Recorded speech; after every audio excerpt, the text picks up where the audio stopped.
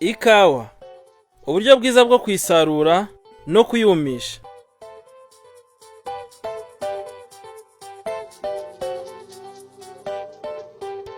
Ubuhinzi bw'ikawa muri Uganda akenshi bukorwa n'abahinzi ku giti cyabo. Muri iki gihe bugenda butera imbere kubera abahinzi bakorera mu matsinda. Ikigenderewe ni ukubyaza umusaruro uhagije izo mbaraga. Guhinga ikawa nziza ntibyikora.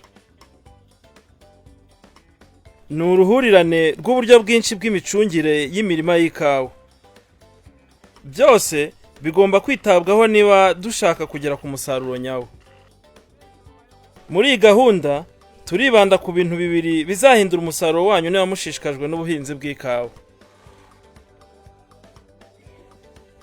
Icya mbere kigendanye no gusarura ikawa.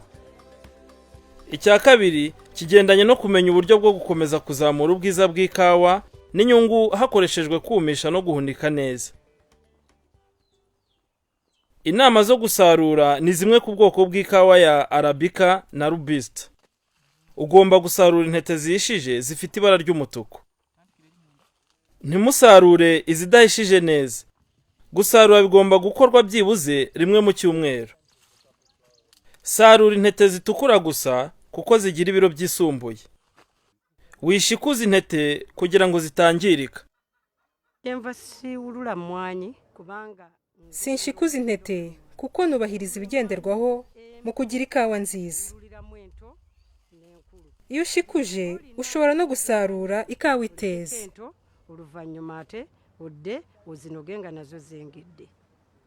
Muri rusange ikawa zidahishije zigabanya ubwiza bw'umusaruro. Iyo zishikuje aho zivuye hashobora kwibasirwa n'indwara.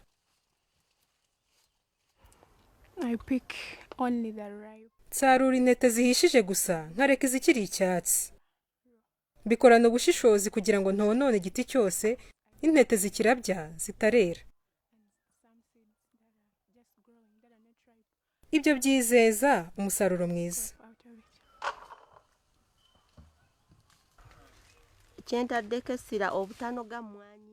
Igihe nabigishaga gusarura kawa nziza, nabashishikarizaga kutangiza amashami y'ingenzi, kudasarura intete z'icyatsi, no gusarura gusa intete zitukura. Intete zirabura ziba zihiye cyane zikazagira ingaruka ku bwiza bw'umusaruro wose. Era kirungi nnyo okubanga olondamu emwanyi. Ni byiza gusoroma intete z'ikawa zihishije neza. Zinjiza amafaranga menshi iyo hubahirijwe ibisabwa by'ubuziranenge. Zipima ibiro byinshi iyo zisaruwe zihishije neza. Kubera ibyo zikinjiza amafaranga menshi. Okusinga kunogeramu zinento. Mu gihe umwero w'ikawa urangiye, mugomba gusarura intete zirabura n'izitarahisha neza mu kwirinda gukwirakwiza udukoko n'indwara mu gihe cy'ihinga gitaha. Izo ntete zirabura n'iz'icyatsi zishobora kumishwa zikagurishwa nk'ikawa itari nziza ku rwego ruhagije, ariko ntizishobora na rimwe kuvangwa n'izitukura.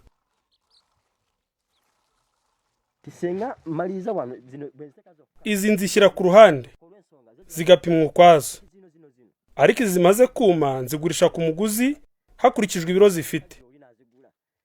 Icyo gihe nta homba, tugagumana imikoranire myiza mu business. Mu gihe cy'isarura, mu mikorere myiza, basasa amahema asukuye kugira ngo intete zitanyanyagira hasi.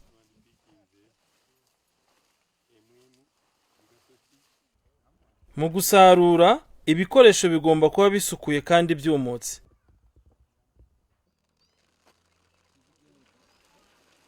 Intete zibaho ku buryo bubiri, izumutse n'izitose. Zembagamba ti emwanyi eyengedde yezitowa. Intete zihishije zigira uburemere, zuma vuba kandi neza. Ugerageje kumisha intete z'icyatsi, ntushobora kuzigurisha ku giciro cyiza, kandi uba wangije amabwiriza y'ubuziranenge. Iyi ni inama nabagira.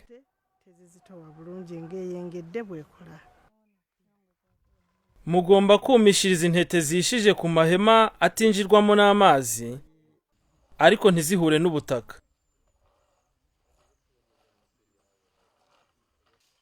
Kumishiriza intete ku butaka bituma zitakaza icyanga, zikazana n'uruhumbu, bigatuma zitakaza n'agaciro.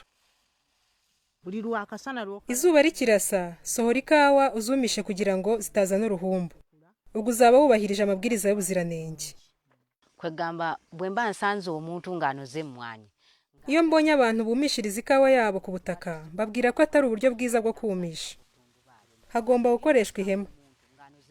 Nabonye abahinzi baba bafite intete 10 gusa zihishije, izisigaye ari icyatsi. Nababwiye ko bagomba gusarura intete zihishije gusa, kuko baba bangiza ubuziranenge bw'ikawa. Intete zihishije zigira uburemere bwinshi iyo zumye. Webekaze. Nyanyagiza intete ku buryo hagati y'intete hajyamo intera itarenze santimetero 3. Zisanze kenshi kugira ngo zume mu buryo bumwe. Intete zigomba guhora zumutse igihe cyose. Zishyire mu nzu nijoro no mu mvura.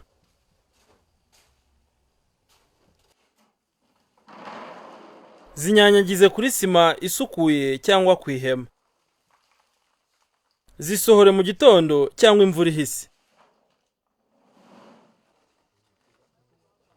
Mu mvura mutwikirize intete amahema atinjiramo amazi kugira ngo zitangirika.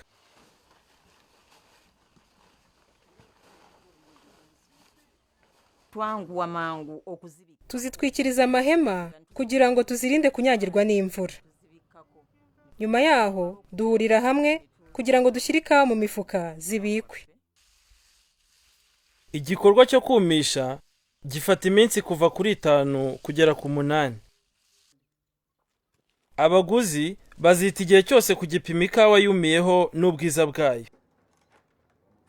Mu kumenya uko ikawa yumye bakoresha igipimo cy'ubuhehere cyabugenewe. Ucugushije ushobora kumva uko intete zivuga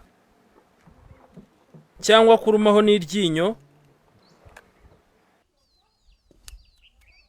cyangwa ugakata intete mo kabiri. Ikigenderewe ni ukugera ku bipimo by'ubuhehere biri hagati ya 11 na 13% bisabwa n'abaguzi na leta. Niba intete zidafite ibipimo by'ubuhehere bisabwa, ikawa yanyu izagurishwa make. Iyi intete zimaze kuma zigomba kubikwa mu mifuka idafite impumuro kandi isukuye. Ububiko bugomba kuba bwumutse, busakaye neza kandi hatinjiramo amazi. Imifuka igomba kurindwa guhura n'ubutaka, igaterekwa ku mbaho cyangwa ku dutanda twabugenewe tuyirinda guhura n'ubukonje buturuka hasi.